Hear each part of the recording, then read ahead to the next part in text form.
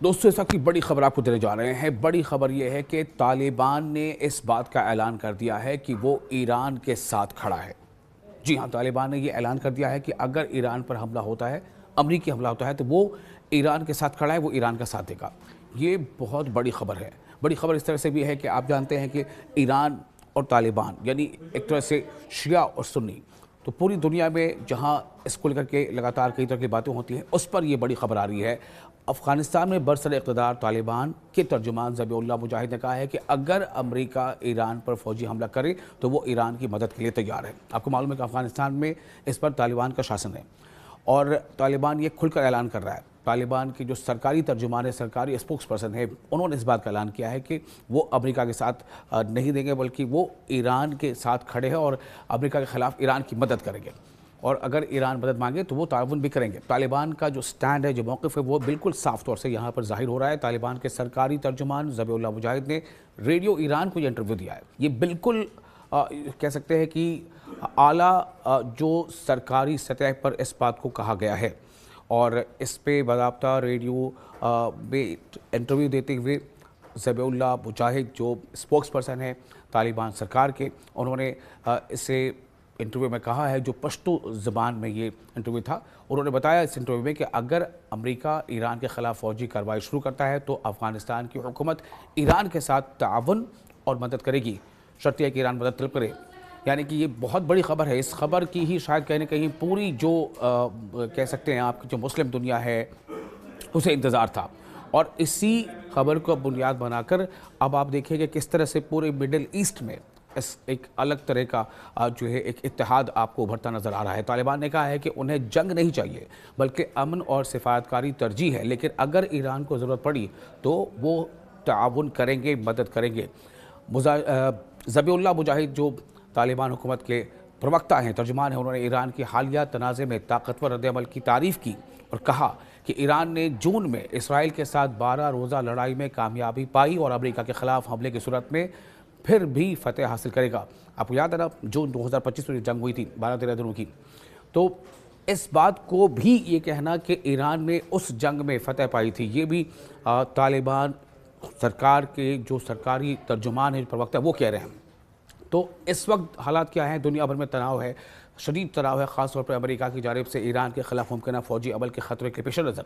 तो ईरान के आला ओहदेदारों ने भी कहा है कि किसी भी हमले को इलाक़ाई जंग समझा जाएगा। यानी कि ईरान भी ये कह रहा है कि किसी भी तरह का हमला अगर अमेरिका की जानिब से होता है, चाहे वो शॉर्ट टर्म हो, हफ्ते भर का हो या जिस तरह का भी हो, वो पोस्ट जंग को वो एक फुल फ्लेज जंग के तौर पर लेगा और इससे पूरे इलाके की जंग भड़क उठेगी। ये ईरान बार बार कहता रहा है और तालिबान ने अब ये जो ऐलान कर दिया है कि वो अमेरिका के जो है उस सूरत हाल में कि जब अमेरिका अगर हमला करता है तो ईरान का साथ देगा। तालिबान की ये पोजीशन इससे ज़ाहिर होती है कि वो सियासी तौर पर अमेरिकी असरात के ख़िलाफ़ खड़े हैं और ईरान के ख़िलाफ़ किसी भी जारहियत पर मज़ाहमत या ताउन का इज़हार करते हैं। आपको याद है ना, तालिबान किस तरह से तालिबान ने अमेरिका को भगाया था अफ़गानिस्तान से और तालिबान के हाथों हालात ये हो गए थे कि अमेरिका को तालिबान से जो है वाहिदा करना पड़ा था। ये बताना ज़रूरी है कि सन 2003 से 2014 के दौरान किस तरह तालिबान ने अमेरिकी फ़ौजियों और अमेरिकी हिमायत याफ्ता उस वक्त के अफ़गानी फ़ौजियों की नाक में दम करके अमेरिका को अफ़गानिस्तान से निकल भागने पर मजबूर कर दिया था। तालिबानियों की जंग की हिकमत अमली में ख़ास तौर से गोरिल्ला जंग शामिल थी और तवील मज़ाहमत शामिल था।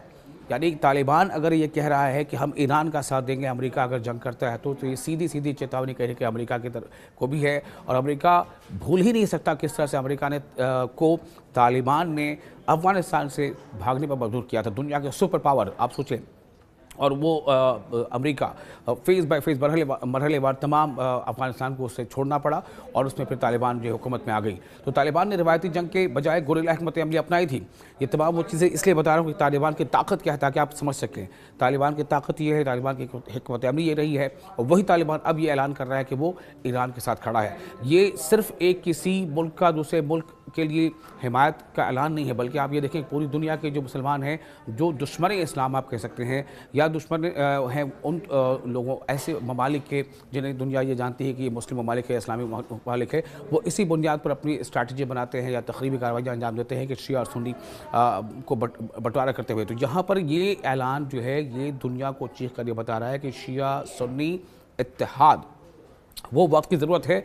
और अफ़गानिस्तान जहाँ पर जो सुन्नी है वो अक्सरियत में है, वही ईरान जहाँ पर अहले तशी जो है या शिया जो है वो अक्सरियत में है, तो इन दोनों का एक साथ आना ये बहुत बड़ी ख़बर है। आपको बता दें कि जो कमज़ोर कड़ी थी अमेरिका की अफ़गानिस्तान के साथ जंग में, और जो तालिबान की जो मजबूत कड़ी थी जिसकी वजह कर तालिबान ने अमेरिका को भागने पर मजबूर किया अफ़गानिस्तान से, उनमें ये था उनकी एक अमली थी जिसमें सड़क किनारे बम नस्ब कर देना और अफ़गान सिक्योरिटी फोर्सेज पर हमले, देही इलाकों में असर रसूख बढ़ाना। उस दौरान अमेरिका ने अफ़गानिस्तान में एक नई हुकूमत कायम की थी जिसके हामिद करज़ई सदर पहले सदर बने थे, आपको याद होगा, और बाद में फिर अशरफ गनी बने थे। लेकिन तालिबान ने देहात और सरहदी इलाकों में मजबूत नेटवर्क कायम रखा, ख़ासतौर पर पाकिस्तान से मुल्का इलाकों में। और उस दौरान अमेरिकी फ़ौजियों और जो अमेरिकी फ़ौजियों की हिमायत में जो उस वक्त जो अमेरिका की हिमायत से जो अफ़गान की सरकार बनी गई थी, उस अफ़गानी हुकूमत को या उस अफ़गानी हुकूमत की फ़ौजियों को निशाना बनाया था तालिबान ने। और इस तरह से धीरे धीरे तकरीबन 20 साल जंग के बाद तालिबान के साथ फरवरी 2020 में अमेरिका को इस हालत में पहुंचना पड़ा कि उसे तालिबान के साथ मुआहिदा करना पड़ा था, अग्रीमेंट करना पड़ी थी। और उसके बाद फिर ये मरहलावार किस तरह से अफ़गानिस्तान से अमेरिका पूरी तरह से निकल गया, उसने इनखला कर दिया।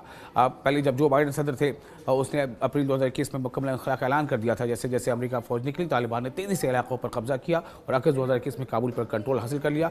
अफ़गान सदर मुल्क छोड़ कर चले गए अशरफ गनी और हुकूमत जो है गिर गई। तो इस तरह से तालिबान का वजूद अब एग्जिस्टेंस जो है वो आप दुनिया देख रही है, और कई ऐसे ममालिक हैं जिन्होंने तालिबान की हुकूमत को एक्सेप्टेंस भी दिया है। तो अब तालिबान का ये ऐलान करना उस अमेरिका के ख़िलाफ़, जिस अमेरिका को तालिबान ने अफ़गानिस्तान के सरजमीन से बेदखल किया था, उस अमेरिका के ख़िलाफ़ कि अगर अमेरिका ईरान पर हमला करता है तो तालिबान अमेरिका का नहीं बल्कि ईरान का न सिर्फ के साथ देगा बल्कि ईरान के साथ खड़ा नज़र आएगा। तो ये तमाम बहुत बड़ी इस ख़बर का असर आने वाले दिनों में होने वाला है। आप देखें किस तरह से अलग अलग मुल्कों ने जो अपना स्टैंड लिया था, इससे पहले भी जब सऊदी अरब ने एक मौक़िफ़ इख्तियार किया था, या उर्दन ने इख्तियार किया था, यूएई ने इख्तियार किया था, यहाँ तक कि पाकिस्तान ने भी इख्तियार किया था अपना मौक़िफ़, और हर वो ममालिक या तुर्की कहीं न कहीं से जो है वो ईरान का साथ देने वाली बात करते नज़र आए थे। और अब तालिबान का ये ऐलान अपने आप में बहुत बड़ी ख़बर है, और ज़ाहिर है अमेरिका के लिए ये ख़बर बिल्कुल अच्छी नहीं है।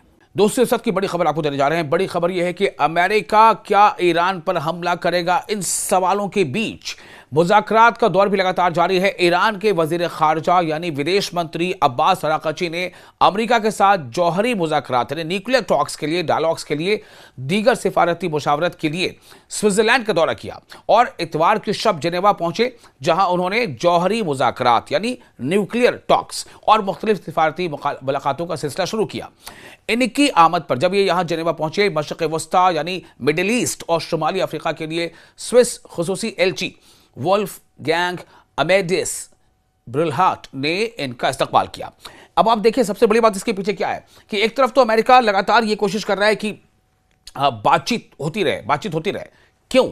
और फिर दूसरी तरफ अमेरिका तैयारी भी कर रहा है। मैं आपको समझाऊंगा इसके आगे क्या कुछ हो सकता है, उसकी स्ट्रैटेजी क्या है। दौरे के दौरान जो अराक़ची का दौरा था, पुलिस के बारे में तफसील दे दें कि अराक़ची के इस दौरे के दौरान ईरानी वजीर खारजा यानी विदेश मंत्री ने स्विट्ज़रलैंड और ओमान के अपने हम मनसबों यानी जो उनके काउंटर पार्ट होते हैं से मुलाकातें करना तय की थी। उन्होंने तख़फ़ीफ़ असलहा से मुतालिक अक़वाम मुत्तहिदा की कॉन्फ्रेंस यानी यूनाइटेड नेशंस कॉन्फ्रेंस ऑन डिसआर्मामेंट में भी शिरकत की थी, जहां उन्होंने एजेंडे में शामिल उमूर पर ईरान का मौक़िफ़ और नुक्ता नज़र बयां किया कि ये जो एजेंडा है बातचीत का, न्यूक्लियर डायलॉग्स, न्यूक्लियर टॉक्स, तो इस पर ईरान का स्टैंड क्या है। आपको मैंने पहले बता चुका हूं कि ईरान ने पहले इस बात को वाज़ेह किया है कि ईरान न्यूक्लियर के मामले पर बातचीत के लिए तैयार है, लेकिन अगर अमेरिका या इजराइल के दबाव में अमेरिका यह चाहता है कि ईरान अपने मिसाइल के तरक्याती काम को रोक दे तो वो किसी सूरत में नहीं होगा। पीर की सुबह अपने एक बयान में उन्होंने कहा था कि वो जौहरी माहिरीन के हमराह बैनुल अक़वामी जौहरी तवानाई एजेंसी यानी IAEA international atomic energy agency के डायरेक्टर जनरल राफेल ग्रॉसी से गहरे तकनीकी मुज़ाकरात के लिए मुलाकात करने वाले थे। यह मुलाकात इंटरनेशनल एटॉमिक एनर्जी एजेंसी से मुतालिक उमूर पर मरकूज रही थी। ईरानी वज़ीर ख़ारजा ने यह बता दिया था कि वो अमरीकी सिफारतकारी से कबल अपने ओमानी हम मनसब यानी ओमान के जो हम मनसब है यानी ओमान के जो वज़ीर ख़ारजा है या विदेश मंत्री उनको कहते हैं हम मनसब, एक ही मनसब पर फायज। तो ओमान के मनसब बदर बिन हमाद अल बुसैदी से भी मुलाकात करने वाले थे ताकि आइंदा बातचीत के हवाले से मुशावरत की जा सके। यह काफ़ी अहम ब्रेक थ्रू है। आप देखें, सबसे पहले कहाँ से खबर आई थी कि चीन में अमेरिकी रिप्रेजेंटेटिव और ईरान के रिप्रेजेंटेटिव्स के बीच बातचीत हुई है। मरकज़ क्या है, मौजू क्या है, न्यूक्लियर डायलॉग। उसके बाद क्या खबर आई, मस्कत में अमेरिका के नुमाइंदों और ईरान के नुमाइंदों के बीच बातचीत हुई है। टॉपिक क्या है, ईरान और यूएस के बीच मौजूदा कॉन्फ्लिक्ट और न्यूक्लियर पर बातचीत, यह तमाम डायलॉग्स।